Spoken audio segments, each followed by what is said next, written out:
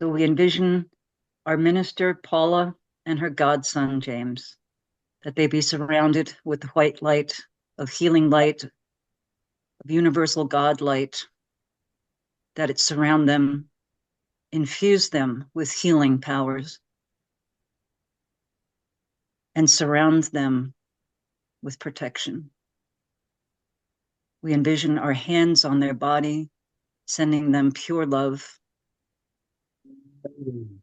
And we see them healthy and whole in love and in joy. And so it is.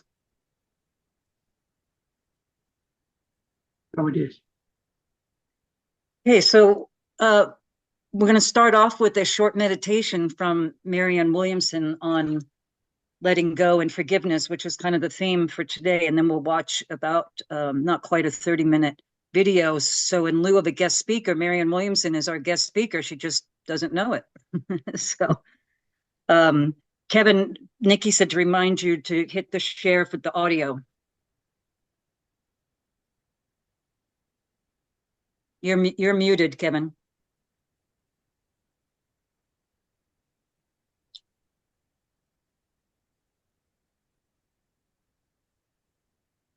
So share audio and share screen for the meditation. This is either going to go well or a comedy of errors. I'll just warn you ahead of time. Okay. Just do your best, Kevin. Okay. And Caitlin, I have to leave at 20 of, so Okay. if I just disappear, you'll know why. Okay.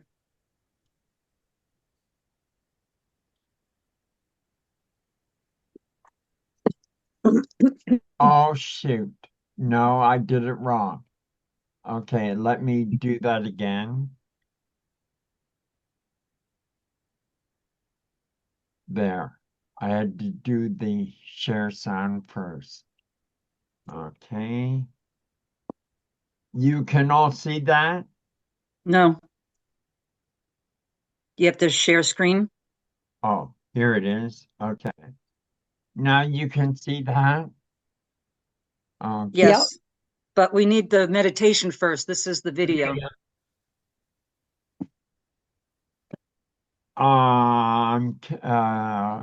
I don't know what I'm doing. Was that another message? Yeah, yes. Okay, sorry about that. That's all right. Let's just go with the flow. Let's just go with this. Yeah, absolutely. That's fine. Okay. If you can't get it, Kevin, that's fine. Okay, I'll start it now. Now it covers the entire inner vision of our mind. We see for ourselves within this light a beautiful temple. We see a garden that surrounds the temple and a body of water that flows through the garden. We see that the inside of the temple is lit by the same beautiful golden light. And here we are, for we have been drawn together by the power and in the presence of God.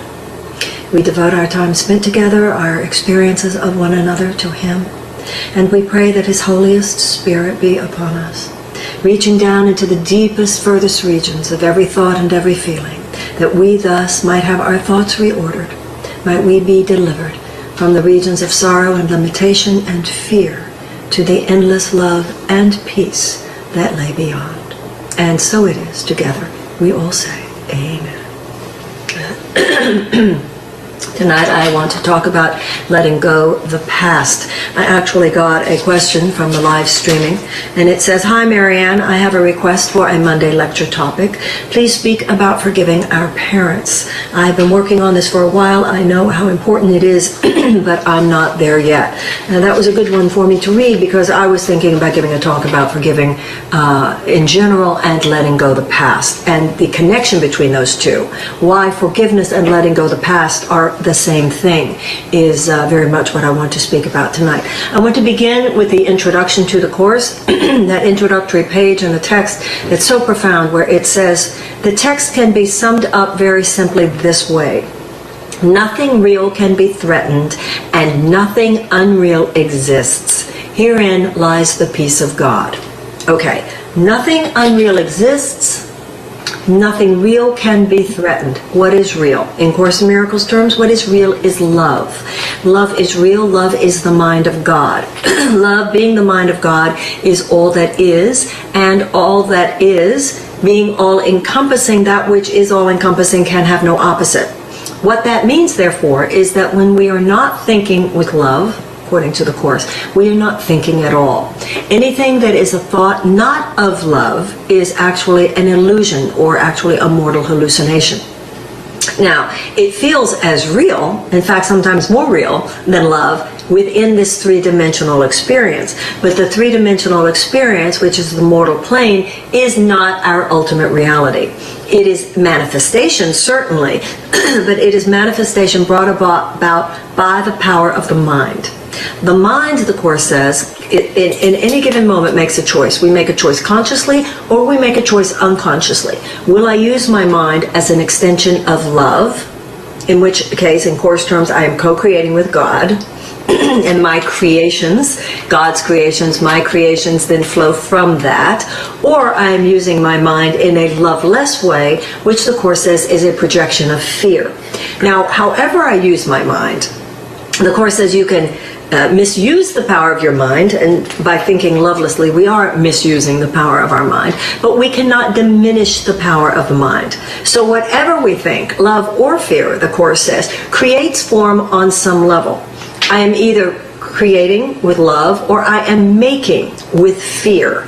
What I make with fear seems just as real. The Course in Miracles says the illusion feels just as real in its effects. The illusion is as real in its effects as is the truth. So, what does forgiveness have to do with any of this? Forgiveness is what happens when we recognize, that word, recognize. Forgiveness is when we recognize that in anything that happened in my relationship with someone, only the love was real. The love somebody gave me was real.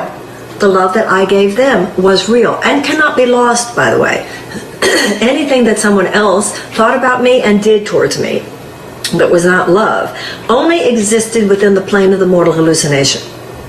Anything I did that was not love only existed within the plane of the mortal hallucination. Forgiveness is a recognition of what is real and what is not real related to the past. I want to read to you from the text, a paragraph here, a section called Shadows of the Past.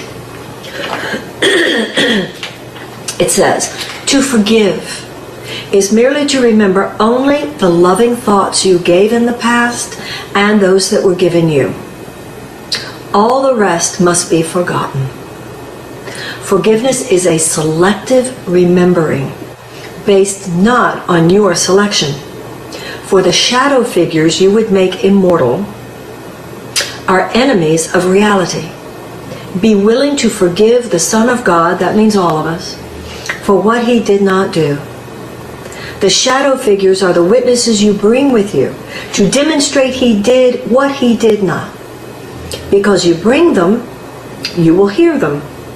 And you who keep them by your own selection do not understand how they came into your mind and what their purpose is. They represent the evil that you think was done to you. You bring them with you only that you may return evil for evil, hoping that their witnesses will enable you to think guiltily of another and not harm yourself. They speak so clearly for the separation that no one not obsessed with keeping separation could hear them. They offer you the reasons why you should enter into unholy alliances to support the ego's goals and make your relationships the witnesses to its power. All right. Now, let's look at this. Time, okay? Einstein said time and space are part of the illusions of consciousness. The Course in Miracles would agree. The only time within the linear time construct that you and I know, which intersects with God's time, which is eternity, is the present. The past does not exist, except in the realm of the illusion. The future does not exist, except in the realm of the illusion. Living in the past is the point of the miracle. Living in the present is the point of the miracle. It is what is called in the Course in Miracles the holy instant.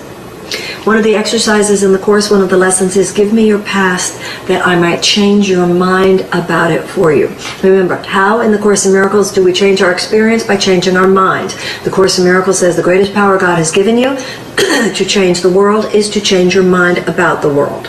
So what happens is the ego would bring into the present what is called here the shadow figures from the past. All the terrible things that were done to me.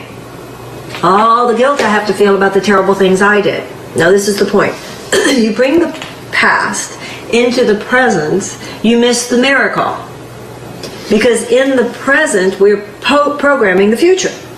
So if I'm bringing thoughts about the past into the present, what I'm doing is dooming the future to be just like the past. And then my ego gets to say, see, nothing ever changes. On the other hand, if I realize that real forgiveness, and remember, this forgiveness is very different than the traditional usage of the word, because the traditional usage of the word is, you were a total jerk, but I'm spiritual now. Like this total spiritual superiority number, right? I'm spiritual now, so I forgive you. The Course points out the obvious, that is just further judgment.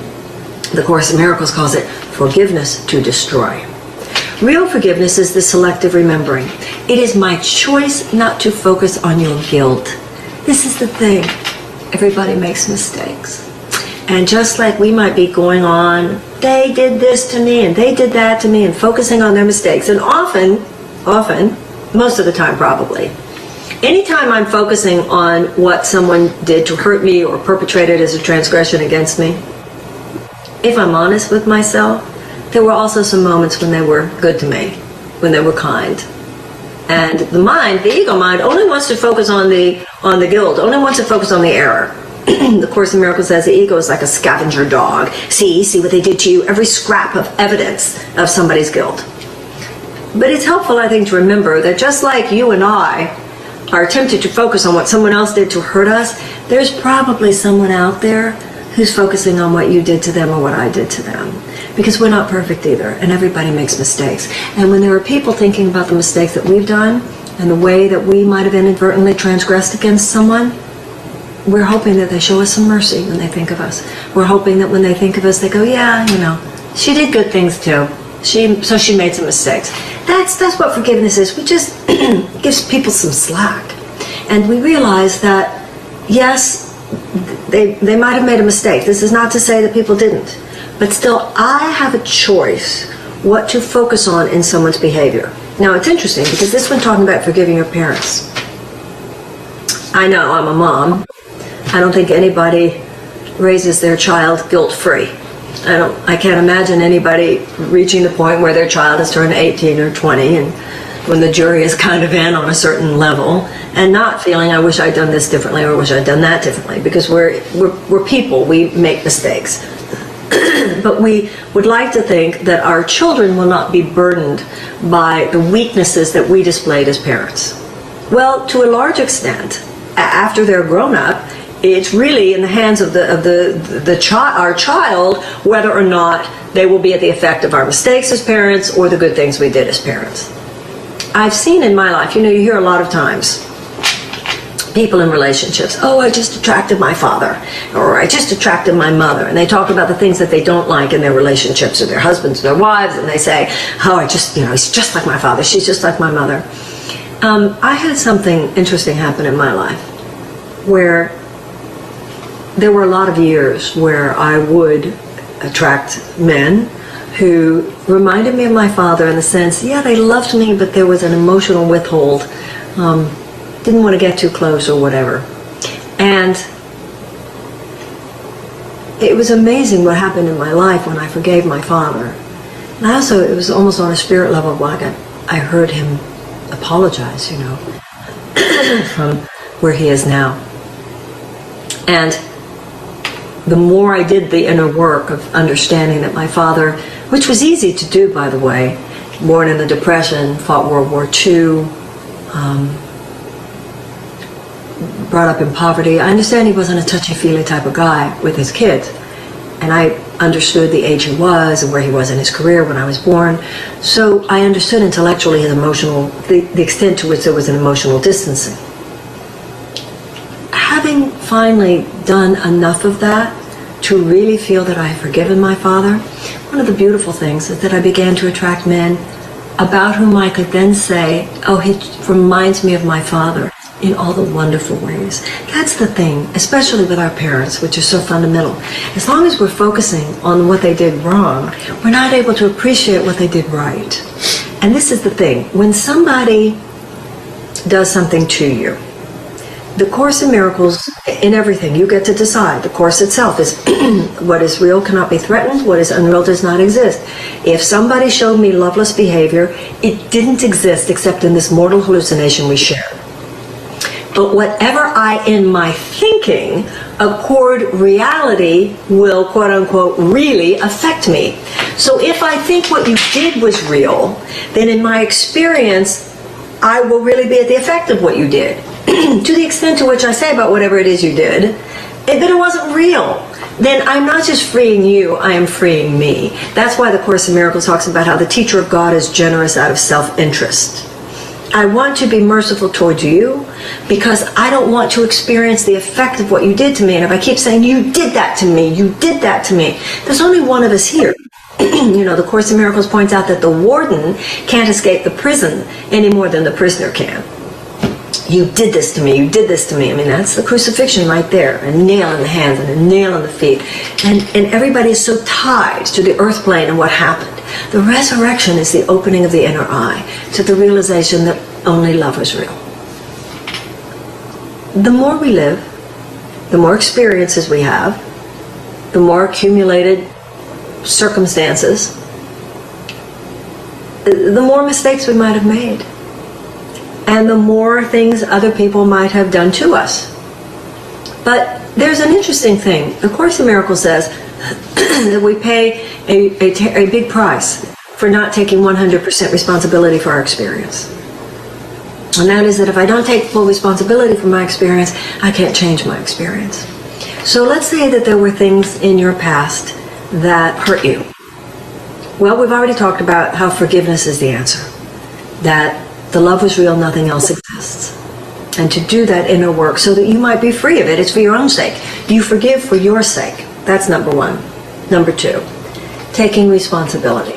I've had things happen in my life where people were not kind to me. I always say I was never abused as a child, but I certainly have been abused as an adult. Now, I can walk around. The ego just wants me to be a victim of all those things. But that would not be a brutally honest and self-aware appraisal of my life experience. Because if I'm honest with myself in all these situations where people have hurt me, I see my part in it. You know, sometimes people come to me and they say, oh, well, I want to talk about a situation, but it's 90% the other person's issue. And my response is always, well, let's talk about the 10% that's your issue. Because that's where you will be free. Recognizing the part that we played in our own disasters is so liberating.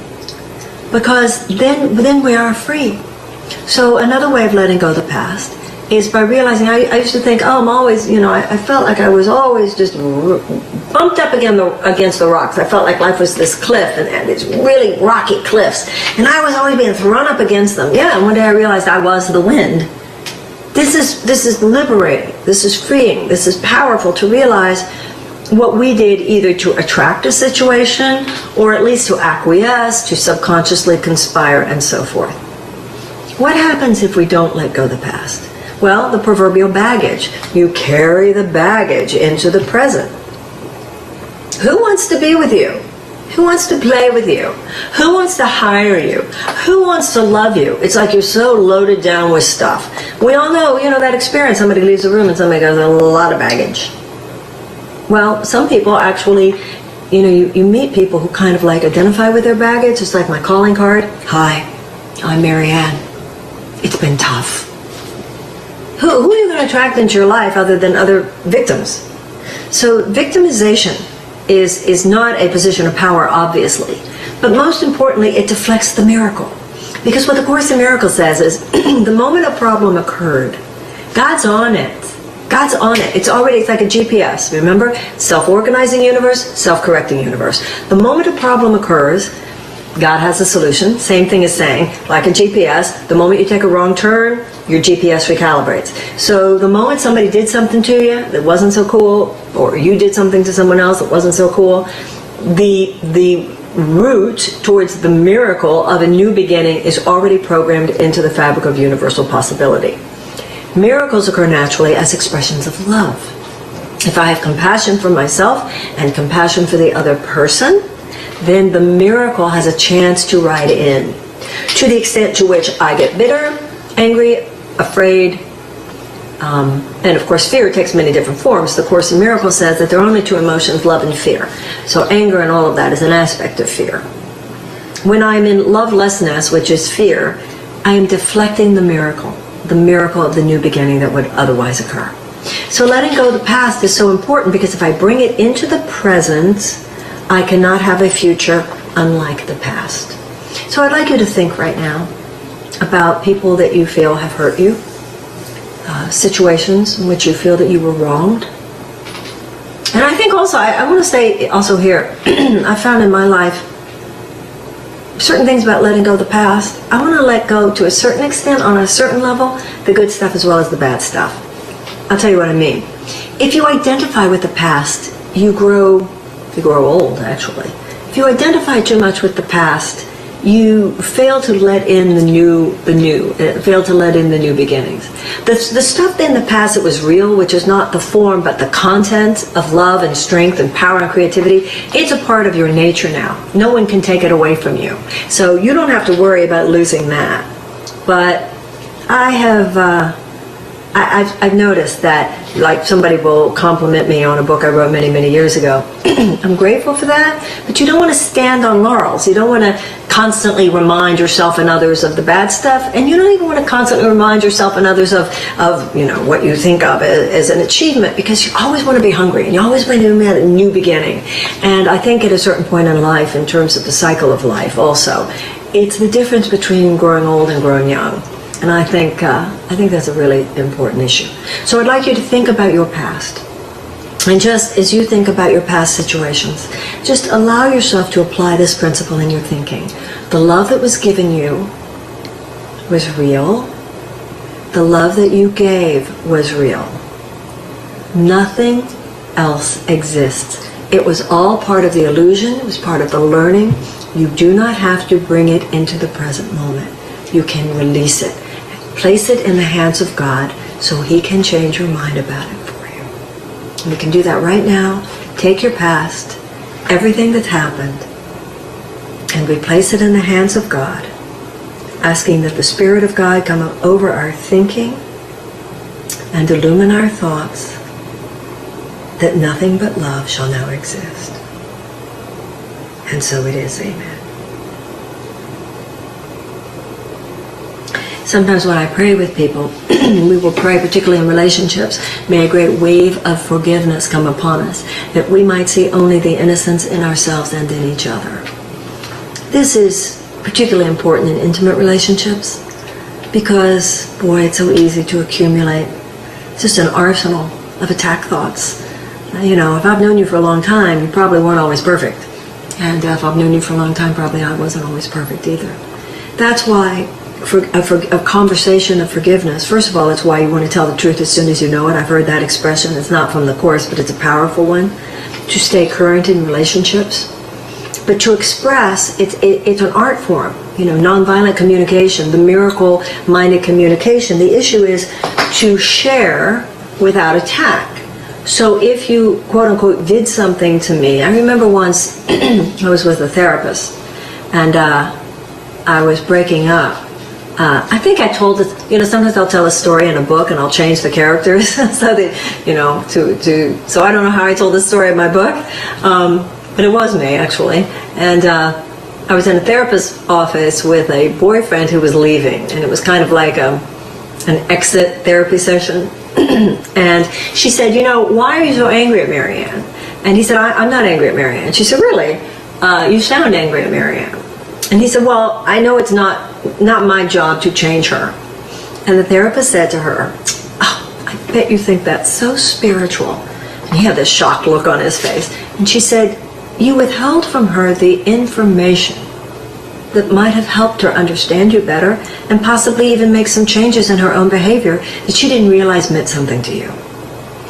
So sometimes we misunderstand forgiveness and we think, oh, if I'm being forgiving, I'm just sweeping under the rug what happened. But that's not forgiveness, because what happens is it festers, right? And it accumulates, and then at a certain point I might just let it all out. You want to be current in relationships. In fact, you want to share before it becomes something that you would be angry about and have to forgive the person about. But learning how to do that in a sacred context is so important. I heard Pat Allen once talk about how a man is either the way a man's brain functions is somewhat different than a woman's. We, for the most part, women are thinking and feeling at the same time. Men, particularly right-handed men, she said, have this issue where they're thinking or feeling, and we get into trouble when we talk feelings to a man when he's thinking, and we talk thoughts with a man when he's feeling. And so that had taught me, and I think this is true a lot of times, really making an emotional appointment with a person. Is this a good time for us to talk? And really create the space in your relationship and create the space in any relationship where this conversation can occur. The Course in Miracles says it is your job to tell your brother he is right even when he is wrong. Now, what does that mean? It doesn't mean say, oh, that was really great when you just did something foolish. But there is a way of affirming your faith in the person's eternal innocence, particularly when you need to share something that might be a problem. And, you know, the word communication has the word commune in it. So if you communicated but didn't commune, it was not real communication. So our ability to share when something might have been a problem for us, like I know, you know, these are just sort of the basics, but they're so important. Instead of, you made me feel, when you did such and such, you made me feel like, that comes across very differently than when such and such was said, I felt this way or that way. You know, when you said that, I felt this way or that way. So it's not attacking you, it's sharing with you. And this is extremely important, because not only is forgiveness important in terms of after things have already happened, but it's also important to start living our lives with greater spiritual mastery so that people don't have that much to forgive us for to begin with, because we are making fewer mistakes. Now, I said already that you want to view your own past, and this is a process, this is a journey that you will take. Not only the relationships that have already come up for you, certainly the relationships that you are in, and the Course in Miracles says every situation is a relationship. But as you go through your life, at the end of every day, see, I want to look at this because I'm a little confused here. At the end of every single day, you want to go over, I know there's in that album, Songs in the Key of Life, of Stevie Wonder, when he talks about God is the only free psychiatrist known throughout the world for every boy and girl. It's very powerful to go through the day, at the end of the day, and take that kind of inventory of what happened today, and who do I feel offended me on some level, and where might I have made a mistake, and to send light and blessing to anyone that we feel has withheld love from us, and to atone in our hearts for any ways that we feel that we were expressing lovelessly toward someone, and to make a mental note to apologize tomorrow. It's much easier to forgive someone who has had the courtesy to apologize, and apologizing is a large part of living in spiritual mastery. Okay, I want to move on. Okay, just a second. 40, 28. 40-28. Yeah. That's good. Thank you. In the present moment, the Course in Miracles says, every situation in the present. You know, you're not going to find your freedom by looking in the past, except to forgive it. Our freedom lies in the present. And in the present, we are able to experience, to the extent to which we step into it, as the person we choose to be today, behaving as we choose to behave today, things miraculously change. And we will attract into our experience the people who wish to play on that level of higher frequency. Now, the ego will always concentrate on the past. The ego will always concentrate on the future, because the ego doesn't want us to experience the present, the holy instant, because in that moment, that's the moment of enlightenment, That's our oneness with God, and in the presence of that light, the ego dissolves. So the ego, out of an effort at self-preservation, always wants us focusing either on the past or on the future. Now, one of the lessons in the course, I mentioned that one of them is, give me your past that I can change your mind about it for you. Oh, wait a minute, that's a line in the course. The lesson is, the past is over. It can touch me not. The past is over. It can touch me not. And the lesson about the future is, I place the future in the hands of God. The way to plan your future perfectly is to live as fully and beautifully and mercifully and compassionately as you can in the present. You can't control the future. And if your eyes are not on the ball of the present possibility, then by definition, you are keeping the future from being all that it can be. So there's nothing in the past that you need to hold on to, and particularly no grievances that you need to hold on to. Every grievance based on what happened in the past, the Course in Miracles says you can have a grievance or you can have a miracle. You cannot have both. They did that to me, all that stuff. You can have a grievance or you can have a miracle. You cannot have both. We can live in the light of pure possibility. We can live in the light of peace. We can live in the light of harmony, or we can let the shadow figures of the past, the shadows of anger, the shadows of ignorance, all of that, in every moment, consciously or unconsciously, we make a choice. So let's conclude this session with a prayer. I just want to say I really appreciate your attending these live streams, and for those of you in Los Angeles, I appreciate listening to this on this Monday night. I'm not in LA, I'm in Canada. So I just, every time I fly on an airplane, I fly a lot. And every time a plane takes off, I'm just like blown away that this thing, just gravity, just got into the air. And I feel the same way about this. The fact that we can just be wherever we are. I'm in my living room, my dining room in Los Angeles while I'm taping this. The whole thing is kind of amazing. And I'm just, I so am grateful for the opportunity, and very grateful that you choose to join with me. I hope this conversation is helpful to you, meaningful for you. The Course in Miracles says ideas grow stronger when they are shared, and that's why we're here, in order to share a conversation that becomes reverberant, and knowing that we're part of this with other people. I understand that you're not necessarily hearing things you don't already know. We do this at this point not so much to hear things we don't already know, but because we're all trying to access more deeply things which by now we do already know. So let's pray. The Course in Miracles says prayer is the medium of miracles. Let's do that now. Dear God, we place in your hands all of our past experience. We pray for all of the people that we have known. We atone for the mistakes that we have made. We forgive those who have hurt us. Help us to rise above the anger, the resentment, the victimization, and the grievances based on past experiences, that we might be set free of our own bitterness. Help us to forgive ourselves as we know you forgive us, dear God, as we atone for our own errors. Set us free of our remorse, our humiliation, our feelings of guilt. Make our conscience clear, dear God, as we atone, make amends where they are called for. And thus may we live in the light of our true being this holy instant, free to create, free to be, that we might be lifted to the level of our highest creative possibility, peaceful about our past, and genuinely excited about our future, knowing that in every moment you are with us. And so it is. Together we say, Amen. Thank you so much. I hope that you will refer to Marianne.com for questions about the very. Thank you, Kevin. Okay. Sorry about Charlie. I just realized, Charlie, sorry about Delane. I didn't see you in there. Sorry.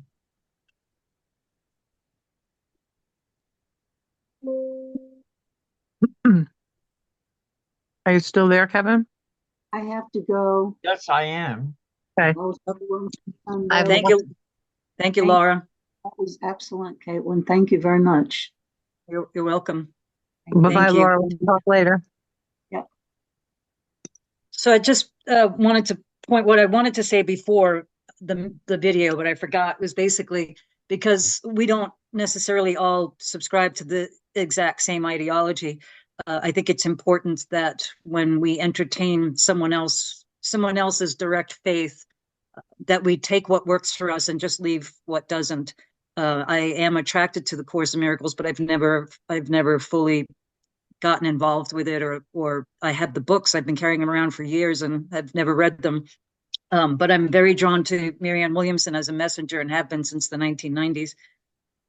So I thought that her message was had a lot of good insight for us as ministers for what we can do to deepen ourselves in our ministry, our personal ministries, as well as our ministry, the Madonna ministry as well. So thank you. Did anybody else have some takeaways from that? I've read a lot of her stuff over the years. She's quite a lady. Mm. I had a friend whose husband was very, very into the Course in Miracles, and I, you know, I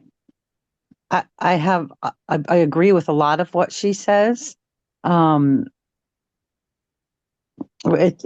got a lot to say, I guess is what I'm saying. And the way she looks at things.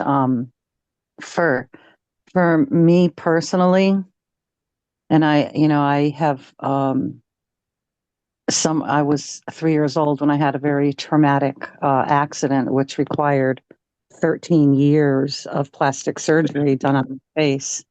And my mother was an alcoholic. And so to be able to live through, survive, all of that stuff, people say, like, you should really write a book, and I really would love to. And I think I should. It's just a matter of me putting pen to paper and doing it, because you know what? I would not want any of my life to have been different, because I've learned so much. I've learned so much about alcoholism. I do not drink today because of the choices I made to not ever become my mother. But when I counsel people as a minister, I keep it kind of simple, and I say these 4 things, and maybe you can find them to be helpful in your ministering as well. Is, if a negative time, explain to me how that serves you today, mentally, emotionally, physically, and or spiritually. It really makes a person think about that. And if you really think very strongly about it, the answer to all of the above is it doesn't.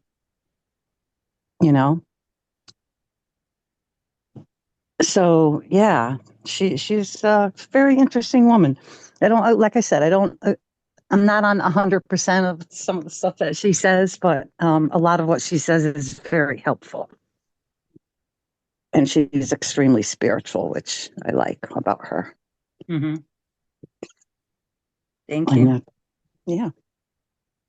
Katrina, I was curious as to, are you familiar with Marianne Williamson?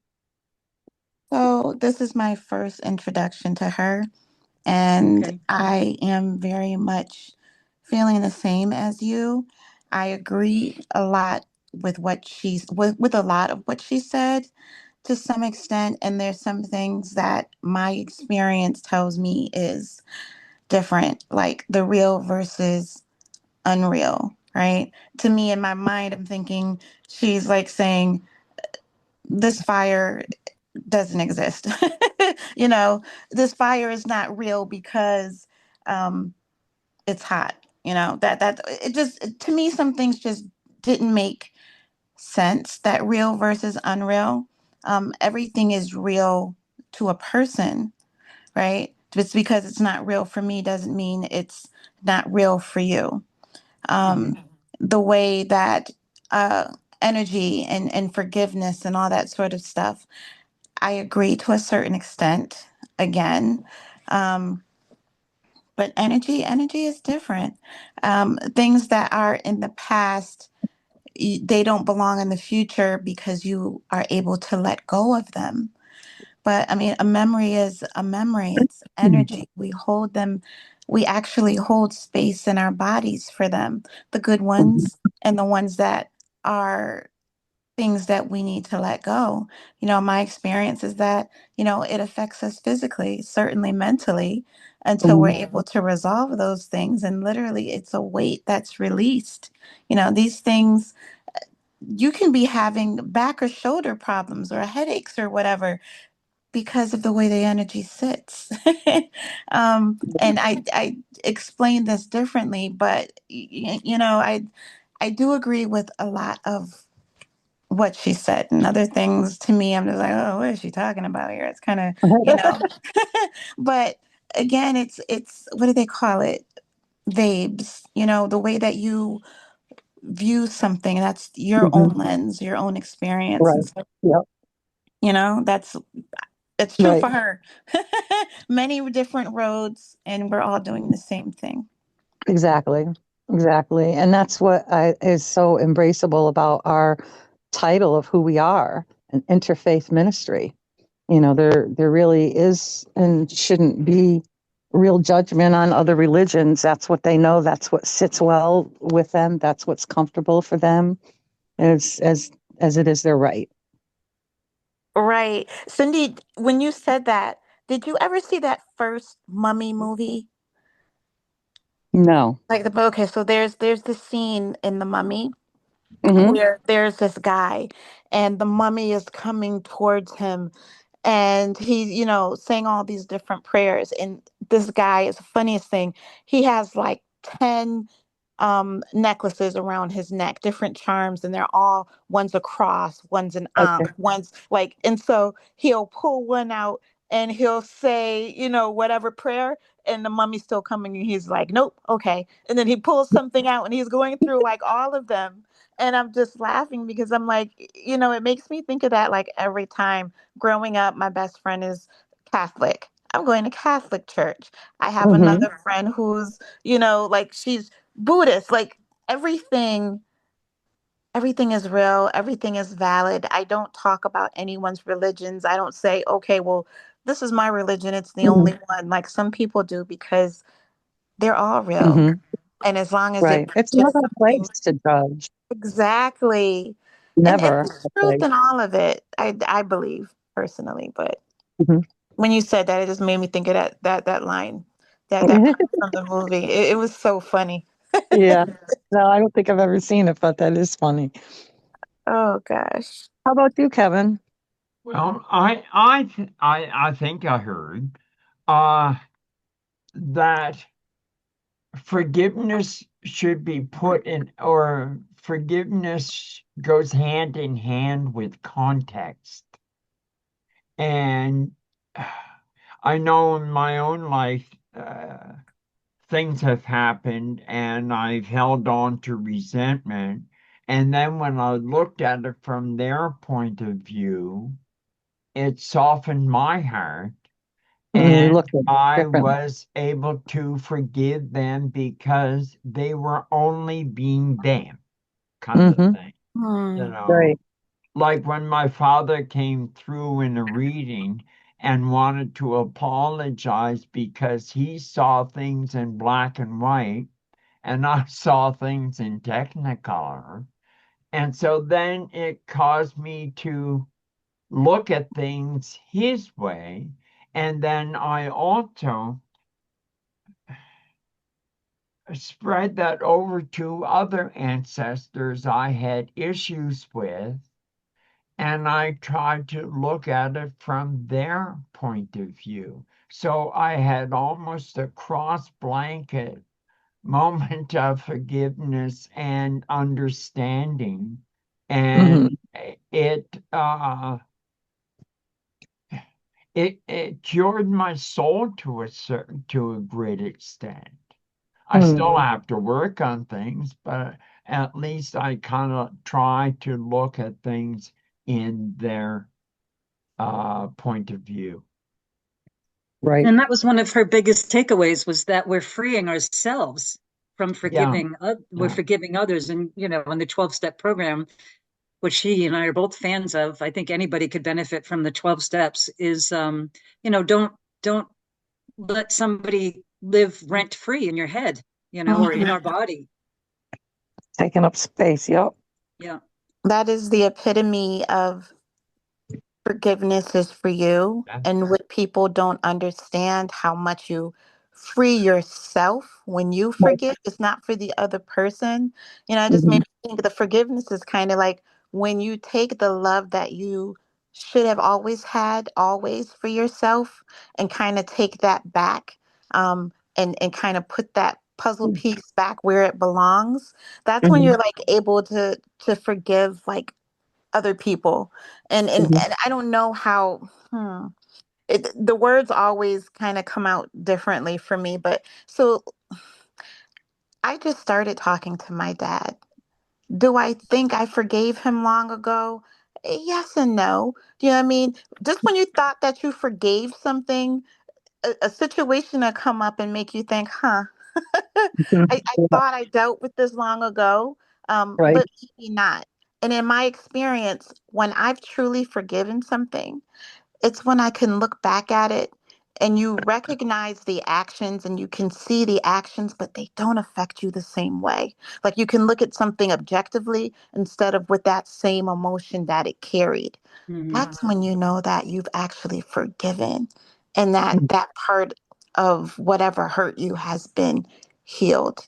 Does that Right. make more sense then? And yeah, every situation I've had, I'd be like, yep, okay, not yet. No, this one, yeah, but next one, yeah, I still got some work to do on that. It is I, what it I did is. the same thing. I didn't talk to my dad for 25 years. This was a long time ago.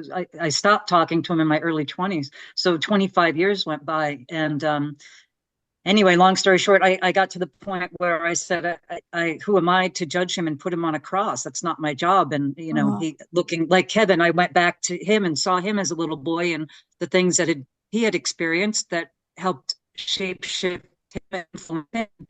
I just had that compassion. And so I started talking to him again in 2013. And I, I have to say, in looking back, we're kind of friends more than the father thing, because I had a lot of years without the dad and I kind of, wrote him off. And, but I really welcome the relationship that we have now. He's 87 now and in hospice. So I'm grateful that we had, some time together. Mm, Yeah. that's kind of where I'm going with my dad. Same. Like I'm grown now. Like I don't need him, but there's something there. And I agree with that. That's how I was able to forgive my mom when I discovered the things that she went through and all the things that happened to her, or many of them. I'm sure there's a lot that I still don't know. I was able to be like, wow, this is why she was the way that she was. And a part of me, it clicked. It wasn't me. And that's why I Hmm. say, like, the love part. Right. It really wasn't me. It was her. And wow, she went through this and understanding that it doesn't make it right, but something clicks when you're like, okay, I get Hmm. Hmm. it. Yeah. So, Caitlin, I'd like to share something about Marianne Williamson. Um, Years ago, I went to a seminar in Huntington Beach. It was going to be conducted by Elizabeth Kubler-Ross, yeah. Yes. Yeah. And she was an honorary member of our community. I wanted to hear what she had to say on death and dying. When I got to the seminar, Elizabeth Kubler-Ross was replaced by Marianne Williamson. Mm. And Elizabeth Kubler-Ross, her house had burned down or something in Arizona. So Marianne took over. And the problem that arose with the audience was there were many educators there, and there were a high rate of suicide for uh, teenage or before teenage or pre-teenage girls mostly. Or so they were battling the counselors, and they were at a loss as to what to do in the high schools to help the girls and help their families.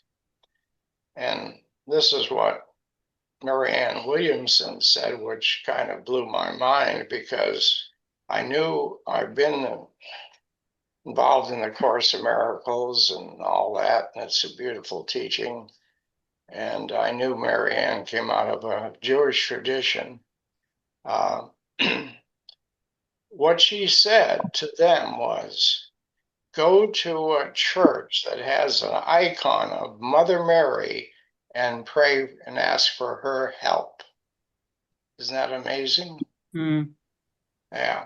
So I went up to Marianne after the seminar was over and I said, Marianne, your spirit is in alignment with our ministry. And if you're interested, I'd like to ordain you into our ministry.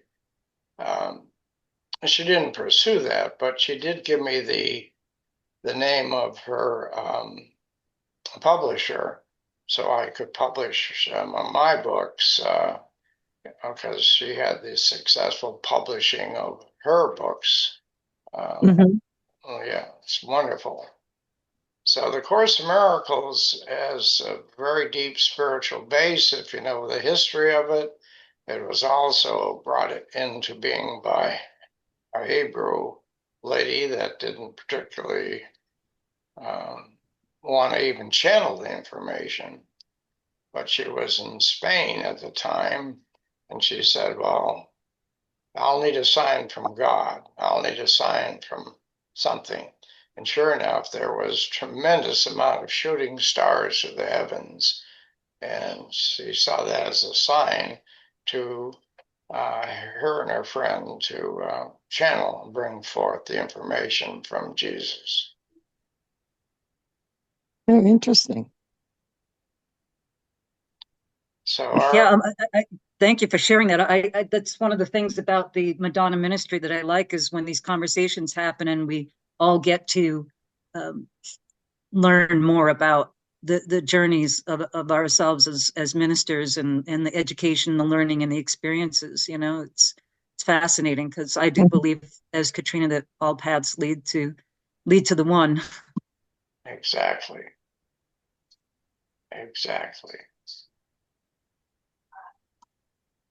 Well, I sure do thank everybody for participating. I'm glad that was thought provoking, and Katrina, to go onto her website, I think it's MarianneWilliamson.com, and she's got a lot of good stuff there. That particular video was many years ago. She was younger. I think she's 73 now, but still very, very vibrant and still quite the messenger. So, Right. She had the courageousness to run for the presidency. Twice, even after being persecuted horribly the first time, she put herself back out there a second time. Yeah, she had my vote, that's for sure. She's the kind of consciousness we need to elevate ourselves out of the duality that we live. Yeah, Exactly. definitely. Well, blessings to everybody for a good week. Kevin, great job. You did it. Yeah, Well, thank you, Kevin. Sorry about the message. After I was doing the messages, I thought, uh-oh, they could see all that. Oh, I Well, didn't realize. live and learn, Kevin. That's That's right. it. this is how you learn. Yeah. All right. Much love, everybody. Bye-bye. Okay, Bye, everyone. take care. Bye-bye. Bye.